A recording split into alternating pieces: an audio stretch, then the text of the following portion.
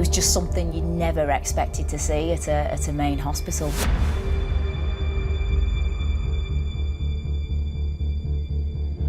This was a murder mystery like no other.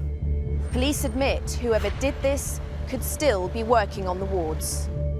He didn't care who he harmed. He didn't care who did the harming. It's very difficult to explain how a human being can get to that kind of level. The poisonings at Stepping Hill Hospital are crimes that shook Britain.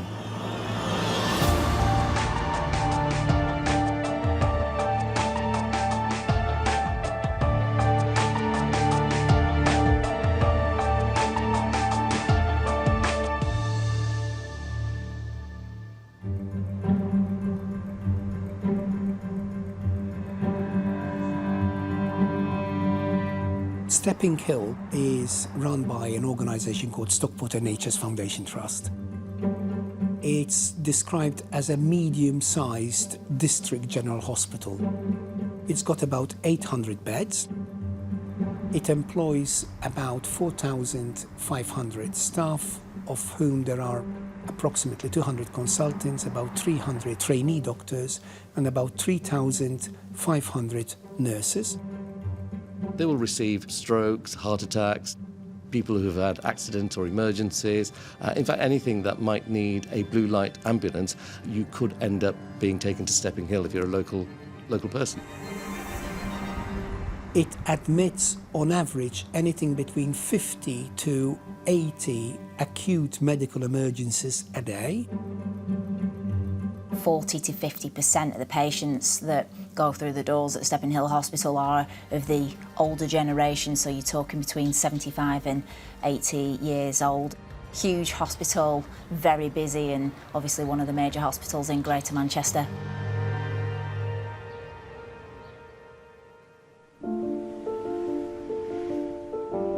On the 27th of June 2011, 68-year-old Josephine Walsh is being treated on Ward A3 in Stepping Hill Hospital, having suffered with long-standing chronic obstructive pulmonary disease. She is described as being alert, but when nurses prepare to move her to another ward, they find her slumped unconscious in a chair, suffering from a hypoglycemic attack. The symptoms of a hypoglycemic attack, in the first instance, they can be quite mild. They can range from just feeling slightly hungry and anxious to then feeling sweaty and shaky and just feeling kind of unwell.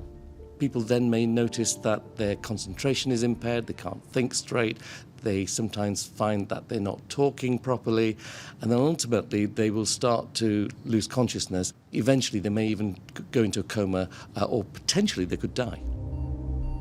After receiving glucose treatment for 2 apparently random hypoglycemic attacks, Josephine's condition starts to improve. The incident is investigated internally, but it doesn't appear to warrant any police involvement.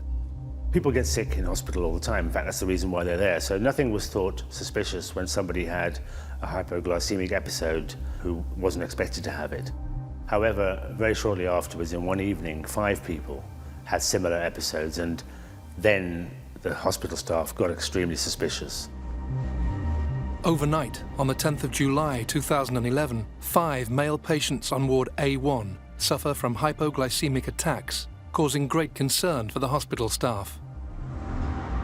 2 of these patients are 41-year-old Grant Missell and 67-year-old Philip Jones. I had just got over cancer and I had a leg complaint, cellulitis. I came home and packed a bag and went into hospital. I went on to Ward A1. It was a few hours before someone saw me. It was quite dark on the ward. I don't know what time they actually changed shifts. I don't know if it was 9 o'clock, 9:30, or 10 o'clock. But I know they'd just changed the shift, and the bag with antibiotics in of mine was empty. And a nurse came and took it off. And then the other nurse came and said I had blood in me, cannula. And then within 5 seconds I started getting really hot and sweaty. I got up to wash my face at the sink which is only a few yards away. But I didn't make it to the sink. I fell on the bed. My breathing was terrible.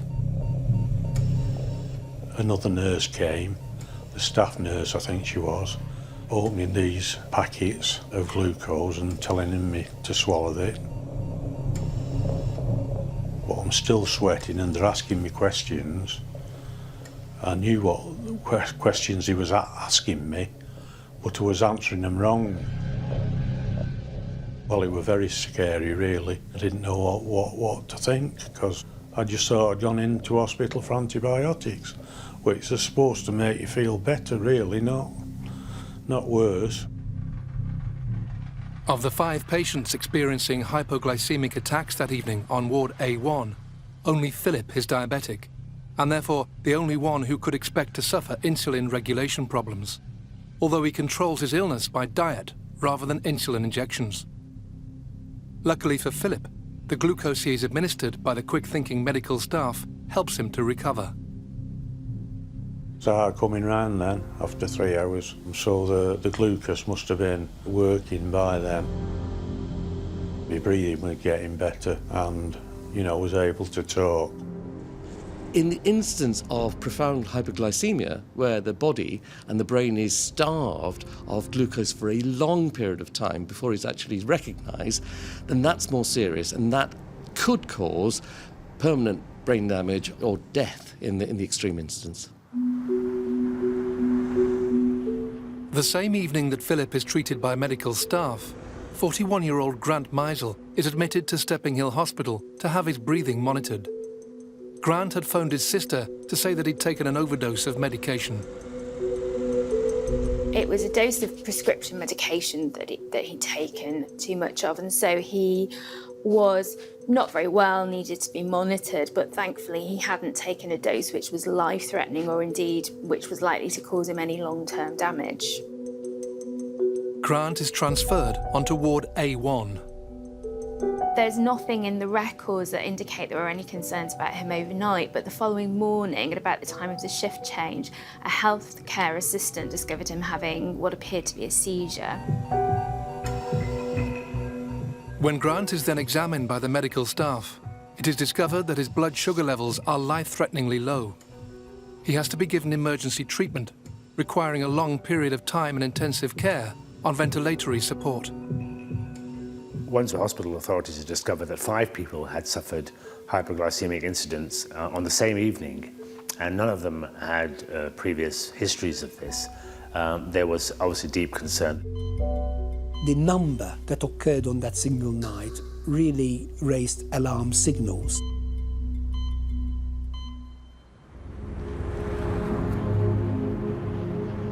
The following evening, on July the 11th, fears that something untoward is happening are further compounded when a nurse on ward A3 notices that a saline ampule she is about to administer to a patient appears foamy, like washing up liquid, rather than clear.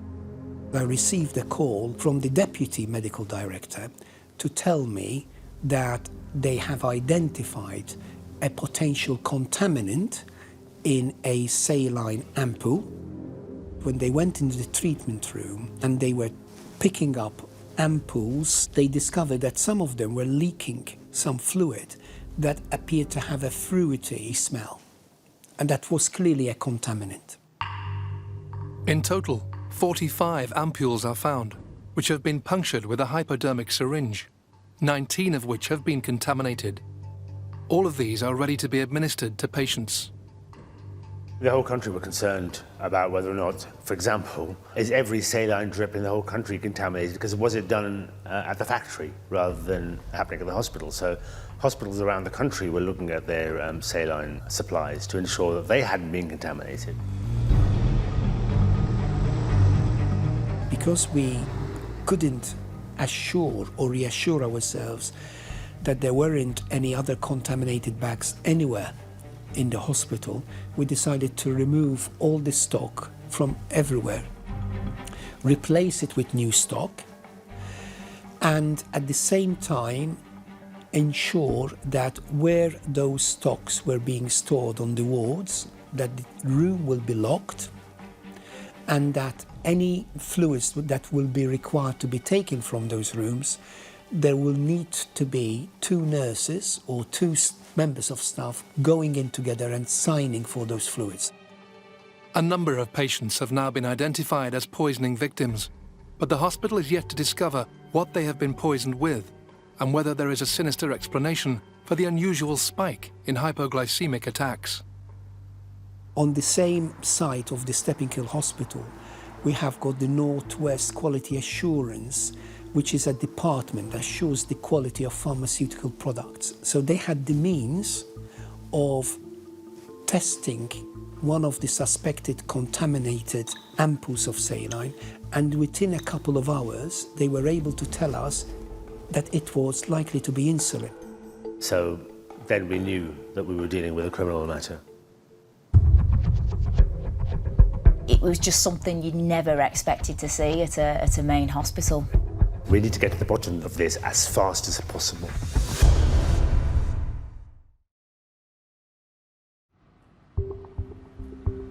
In the summer of 2011, Stepping Hill Hospital in Stockport contact Greater Manchester Police after a spate of unexplained and unusual hypoglycemic attacks. In total, over 20 patients in 3 wards were affected over a 4-week period. Sadly, 3 of these patients suffer such catastrophic symptoms that they have passed away. 71-year-old Arnold Lancaster, mother of 2 44-year-old Tracy Arden, and 83-year-old Derek Weaver. Detectives from Greater Manchester Police begin what is to be one of the force's most complex investigations. You had about 700 staff working on any one time. You would have had 2,000 people coming in and out, including patients, and you had visitors. In a hospital of the size of Stepping Hill, there were a number of places where drips were kept, where medication was kept. All of them pretty much were insecure. It is as busy as a shopping centre, and therefore it's pretty impossible to try and identify any one person that might be responsible for anything criminal. Although we didn't know at that point in time whether the criminal act was committed by either a member of staff or by a visitor, we didn't know, but you still feel angry that someone decided in his warped mind or had warped mind to do something so cruel and so despicable as this. And whether you were having an executive role or being a nurse or a doctor working in the organisation, you felt the pressure and the stress. We had a hospital in meltdown with every non-emergency patient being turned away. We had doctors and nurses working in twos because we didn't know who was responsible for what. We had teams going up and down the hospital to try and identify where contamination had taken place.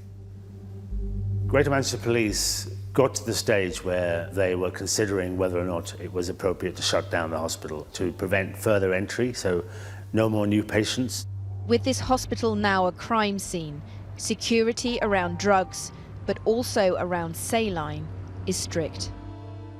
The community was scared, and the hospital authorities were scared, and therefore there was a real sense of we need to get to the bottom of this as fast as possible. We had a rather high senior level meeting of NHS Northwest, and it was agreed that because of the stress that staff were under, and also because we felt that we needed to control the situation much better, that medical emergencies would be diverted to neighbouring hospitals. And what we were endeavouring to do during that weekend was to discharge as many patients as possible so that we minimise the, if you like, potential risk. Key 103 News. We start with some breaking news. Detectives are investigating a number of deaths at Stockport's Stepping Hill Hospital. We first were alerted to the fact that there was something seriously going on at Stepping Hill Hospital when we received a police press release. A number of unexplained deaths and obviously people falling ill, and they were launching this major investigation. There was dozens of police officers. The hospital was on lockdown. You know, the security measures that were put in place in terms of people coming in and coming out. It was just something you'd never expected to see at a main hospital. A week after they began investigating, police admit whoever did this could still be working on the wards. So your theory is that it's likely to be someone of staff? I would suggest that they would need an understanding of what they're doing to be able to have carried out the contamination that we've found to date. The media came in their droves, and therefore there was an even greater sense of urgency to work at some speed, and a lot of pressure put on the police to identify the culprit. This led to the sorry situation where they identified Rebecca Leighton, who was a nurse at the hospital, as being the perpetrator. 27-year-old Rebecca Leighton is a local woman working as a nurse at Stepping Hill Hospital. Through all the various work that was going on in terms of analysis of ward patterns, staffing patterns, they came to the conclusion that she was at the scene of at least one of the contaminations. Whilst Rebecca is not the only member of staff to have been working on the wards at that time, detectives believe that they have also identified a possible motive, suggesting she is angry after being passed over for promotion. Greater Manchester Police also discover that Rebecca has been stealing medication from the hospital. This was a huge, stressful episode for everyone working for the organisation, for the NHS. And we wanted closure. And part of that closure was, have we got someone that has been accused and is going to be prosecuted? But at the same time, we were relieved because we said, well, we can now start to get back to normal. The news crews shift their attention away from the hospital and onto their prime suspect, who some dub the Angel of Death. The media love this kind of thing. I mean, that's just the nature of the media. So they went to town on Rebecca Leighton. Her picture was plastered all over the media, all over the front pages, and then the headlines came with it of "killer nurse" in inverted commas. You know, this girl's been arrested, first of all. You know, she's been spoken to as part of the investigation. She's not been found guilty. It was literally guilty before even being tried. She made her first appearance in court, which was via video link. She was told that she'd be remanded in custody. On the 20th of July 2011, nurse Rebecca Leighton is arrested and charged with 3 counts of causing criminal damage with intent to endanger life, along with additional charges including theft of medication. You can imagine from her point of view, that must have been absolutely terrifying. With the further analysis that took place, it was evident to me there wasn't enough evidence to prosecute Rebecca Leighton, and clearly she hadn't done this. There was evidence certainly in relation to prescribed drugs, but nothing more. And so 6 weeks in or so, as soon as I had all that evidence, I decided to discontinue the case against her and free her from custody, and that was the right thing to do.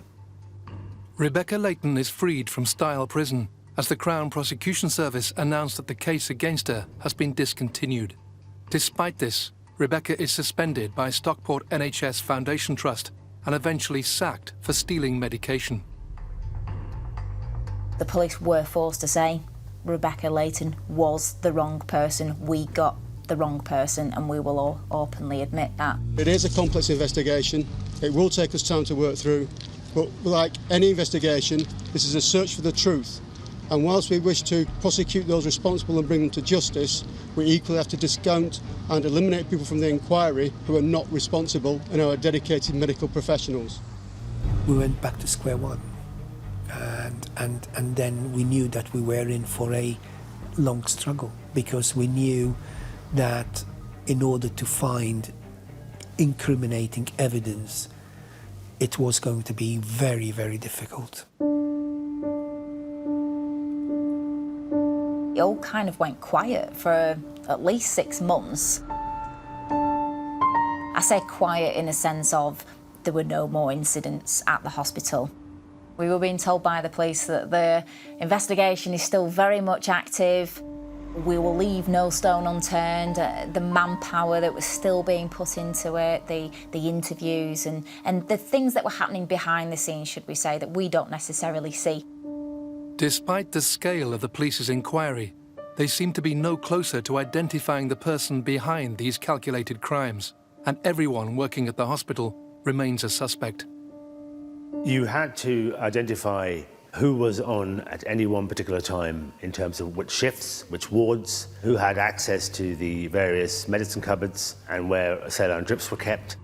You not only have the core members of nursing staff, which will be probably on average about 50 per ward, and then in terms of doctors, of course, there may be up to about 8 doctors working on A1 and on A3, so it's quite a sizable number of staff. When we're talking about potentially 700 people, including visitors and everybody else, I can't begin to imagine how complicated it was and how urgent it was that this was dealt with. But then, in January 2012, 6 months after the poisonings began, police received news of a possible breakthrough. The person that was carrying out these poisonings and these sinister acts struck again. I was required to go urgently to A3.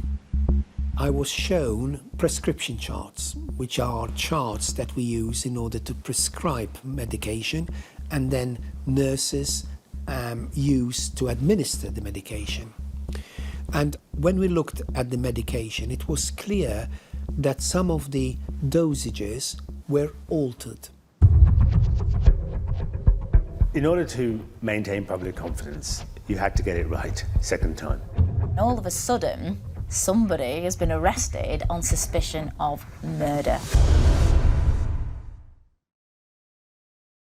On the 3rd of January 2012, 6 months after a spate of poisonings, Greater Manchester Police are called back into Stepping Hill Hospital after it emerges that 7 patients on ward A3 have had their prescriptions and medical notes altered. Police are unaware at this stage whether this is the work of the poisoner or something new that is unfolding. So just to give you an example, a patient was being prescribed prednisolone 30 milligrams a day, which is a drug that we use to reduce inflammation. But the 30 was converted into an 80. Similarly, another drug that we normally use as treatment for heart attacks, the dose of 1.5 was changed to 7.5. Now, the reason why we felt that these were clearly altered intentionally is because these dosages were either too high or excessive and never used. The reason why that was so critical was because we were able to locate when that happened. So we were able to tie a certain group of staff to that event. And because it occurred during the night, the net was getting narrower and narrower. Having whittled down the number of staff members who could have tampered with patients' notes, detectives are now able to determine whether any of these suspects could also have been behind the act of poisoning patients' saline bags the previous year. This was a murder mystery like no other. When you've got so many suspects, 700 staff members who could capably carry out this act, we had to eliminate them one by one. We had tens of thousands of hours of CCTV, and the police, having scoured that, were able to identify who was going where, at what time, and we could see individuals that we could therefore quickly eliminate, because they were certainly nowhere near the individuals that had been given the drips or when the drips had been contaminated. But it then enabled us to focus on one man. All of a sudden, in January, we're alerted to the fact that somebody has been arrested. A 46-year-old male nurse has been arrested on suspicion of tampering with medical records. This new prime suspect is Filipino nurse Victorino Chua. On the 5th of January 2012, police visit his home, arresting him on suspicion of tampering with medical records. He is later questioned on suspicion of murdering 3 patients and multiple poisonings of other patients. In order to maintain public confidence, you had to get it right second time. And the police, having identified Chua, had similar amounts of evidence to that which was used to charge Rebecca Leighton. I was spending various hours talking to Assistant Chief Constable at the Greater Manchester Police, who was trying to persuade me that they already had enough evidence. And given the complexity of this matter, given the amount of scientific evidence that was going to be necessary, I persuaded him that it was not right to charge Chua at this time. It was too early to charge him. There was so much work to do. I was watching the television one night, the news at 6:30, and a fella came on his bike, and I recognised him. The police came, and then I said to him, he was on my ward at night, and they said, yeah, he were. So they confirmed that he was on my ward, and I knew that he was the one that had washed my camera out. Part of the evidence against Chua was tampering with patient charts, where the amount of particular drugs they were due to receive had been tampered in hand by some individual. We had lots of bits of evidence that pointed to Chua being our prime suspect. Victorino Chua was bailed because he was still a very significant part of the investigation. They just needed to make sure they had enough evidence to put to the Crown Prosecution Service. Given the nature of this case, the amount of scientific evidence that needed to be examined, I had to instruct experts after expert to show that, what had happened, how it had been caused. Because one element of the defence would have been, potentially, natural causes. It took a long time, but I wanted to make sure that we had all of that ready, so when we were in a position to charge him, it was then quick to trial, and that we could present all our evidence to the court with speed. After the announcement of Victorino Chua's arrest, the media start looking into his background, with one journalist uncovering the very start of his medical career. It was a case which was really high profile. A decision was taken that I should go to Manila, initially for a few days, to see, what Mr. Chua's background was. When we arrived in Manila, all we knew was his name and his date of birth. We made an application to the nursing regulator to find out if he was qualified, and then made some inquiries with the police. Our inquiries revealed that he had studied at the Metropolitan Hospital Nursing College. We discovered that he had been kicked out of the college, I think in the 3rd year. He'd failed miserably and had switched to another hospital nursing college, the Galang Nursing College, which was one of the least respected nursing institutions in Manila. Whilst in Manila, Stephen Wright discovers a former college administrator who appears to have supplied photocopies of certificates and falsified references to nurses who want to work abroad in return for cash. Nursing is a big industry in the Philippines, and a very respected profession, and a lot of nurses end up working abroad, be it in America, Europe, Middle East in particular. Although the authorities could not categorically state that Chua's documents were forged, police were so concerned about their veracity that they themselves visited Manila. Their investigations uncovered so many loopholes in the system that they eventually raised the issue with the British government. However he managed it, it is clear that Victorino Chua was able to leave the Philippines and secure himself a job and a much higher income working abroad. He came to the UK in 2002 to work in a nursing home. He became a bank nurse for the NHS in 2007, got a full-time job at Stepping Hill in 2009. But the crucial thing really was that soon after arriving in the UK, he was approved by the Nursing and Midwifery Council on the basis of showing photocopies of his alleged qualifications. We employed Victor Chua because he had a license to practice as a nurse from the Nursing and Midwifery Council. I understand that they now have got more robust processes in order to ensure that certificates or professional qualifications, particularly of nurses coming from abroad, are coming from bona fide associations and institutions. Back in the UK, the investigation into Victorino Chua continued apace, and at his home, detectives have uncovered a vital piece of evidence. A self-penned letter, which may finally give police an insight into the mind of someone who is potentially able to carry out these crimes. Chua is rearrested on the 28th of March, 2014. It was written by Victorino Chua about himself. He talks about himself, and he talks about his life, and he talks about his dark thoughts. And there were certain things in that letter that suddenly kind of pieced this all together for police. He talks about how much he was hated, how much he hated the hospital and the fellow staff that he had there and the patients, how much he felt done by, having come to this country and given his all, and this is how he was being treated. He also called himself the Angel of Death.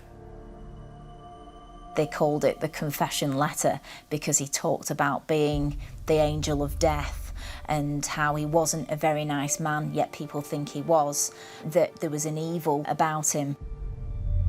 In any case of crime of this nature, what you always look for is motivation. What motivated a person? Because you've got to, at the end of the day, you've got to explain to a jury who are 12 men and women who don't know anything about this case before they walk in the court.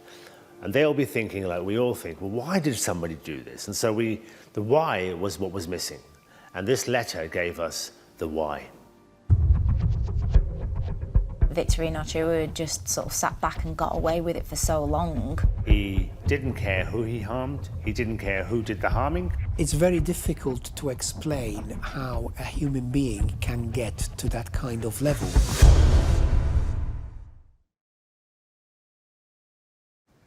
After years of painstaking investigation, Greater Manchester Police believe they've finally found the culprit behind the Stepping Hill Hospital poisonings. But there is still much to do to convince a jury of Victorino Chua's guilt. In relation to this perpetrator, we had what we call circumstantial evidence. It is literally like a jigsaw puzzle. Each bit on its own probably doesn't amount to much. It might be a fingerprint there, it might be a CCTV still there, it may well be some writing on a patient record there, it would be ward records that show presence at a particular time. But if you add it all together, you then have a picture that shows you that you have the perpetrator.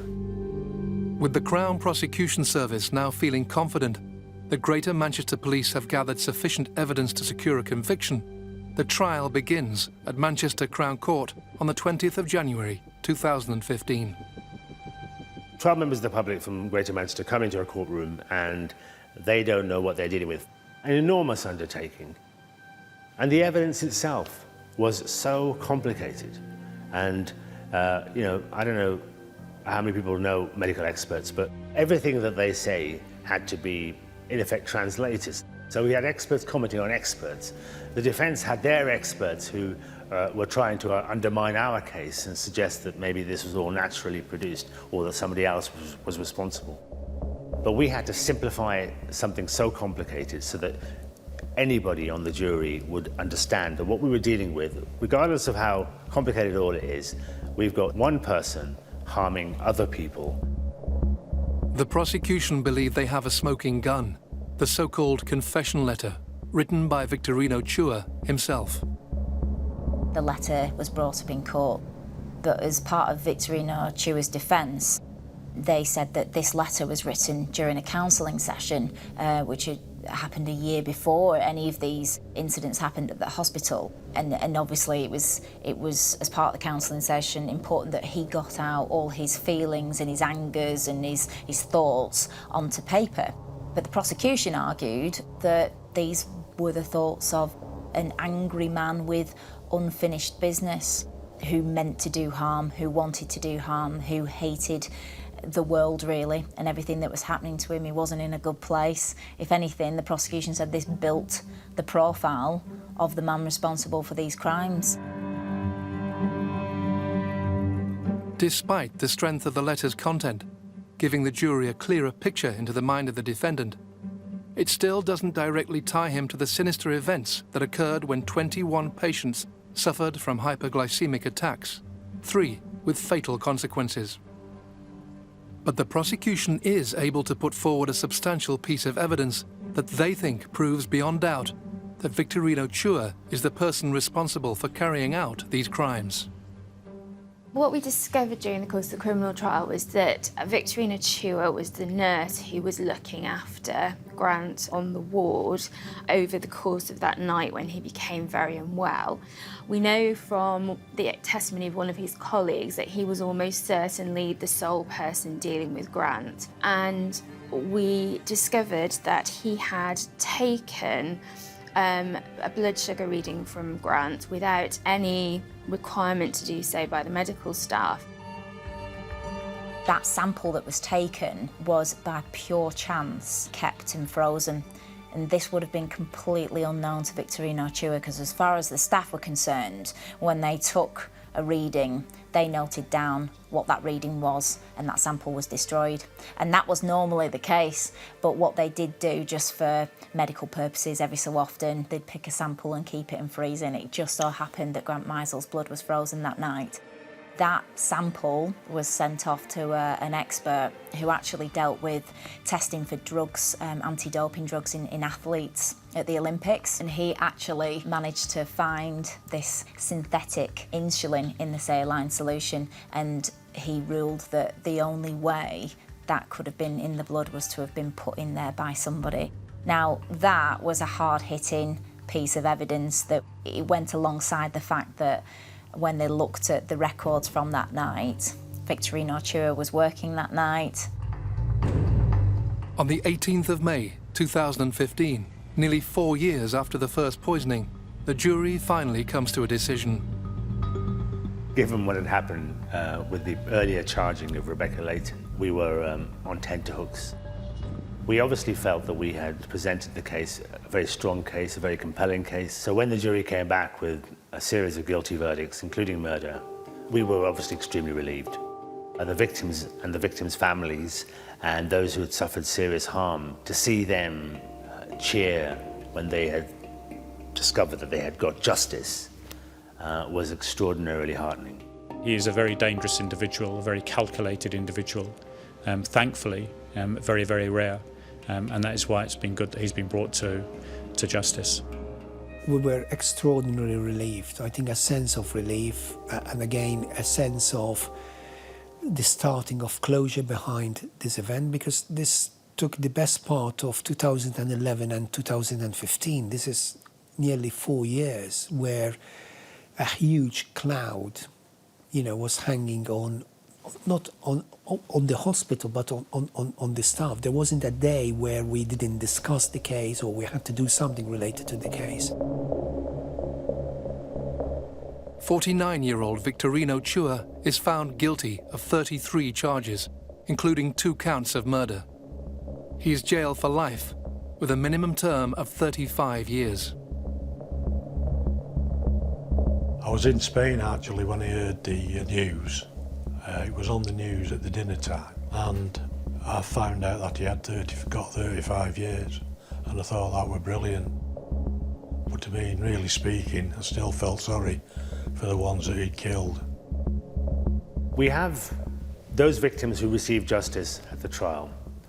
What we don't know is how many other people he either harmed or attempted to harm. And there are people out there who may well have had doses of something, but they weren't fatal, or they weren't anything that caused serious harm. So we will never know how many people Chua hurt. It's very difficult to explain how a human being can get to that kind of level. Now, he's been described as a psychopath, and he must be a psychopath in order to do the things that he did. He didn't care who he harmed. He didn't care who did the harming. He was more than happy for nurses and other doctors and other hospital staff to take the blame and to harm other people. He didn't care which patient got it. He was one of the most calculating criminals I've ever had to deal with. I think Stepping Hill was obviously used as an example, really, in the aftermath of this case as to the standards that all hospitals should adhere to.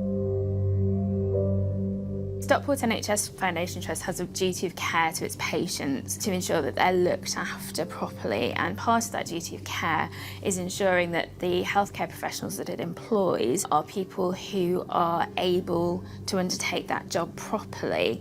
Obviously, Victorino Chua was convicted of a criminal offence, but notwithstanding that, there were lots of issues about his registration, his training, and the extent to which he was looked into properly before being employed by the Trust.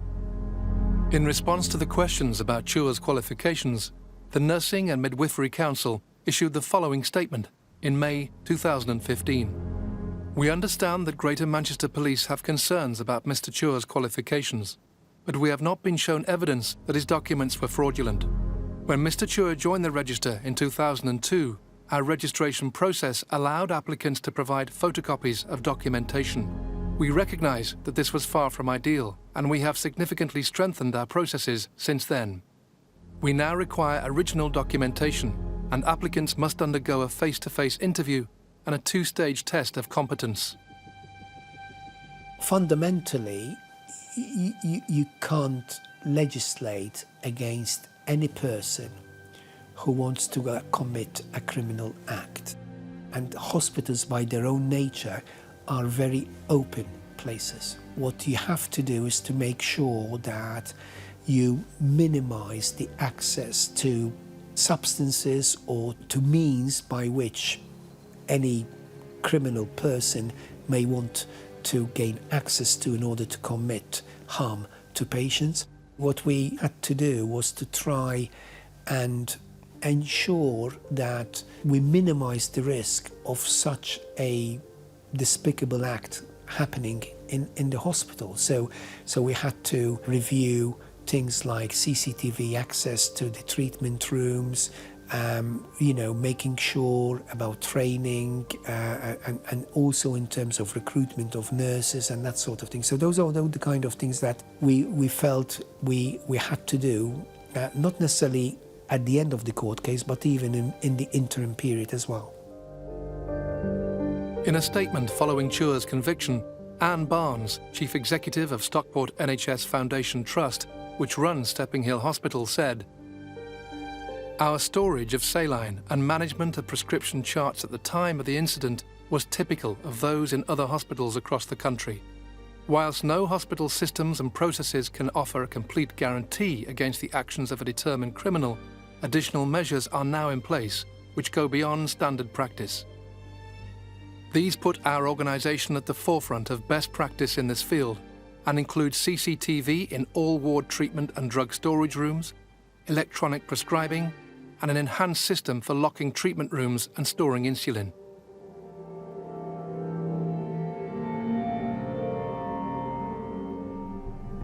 You trust people, and then all of a sudden you don't trust people because of the thing that's happened.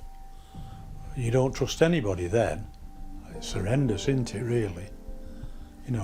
To think that I was one of the lucky ones, really, that they could have killed me, but they didn't.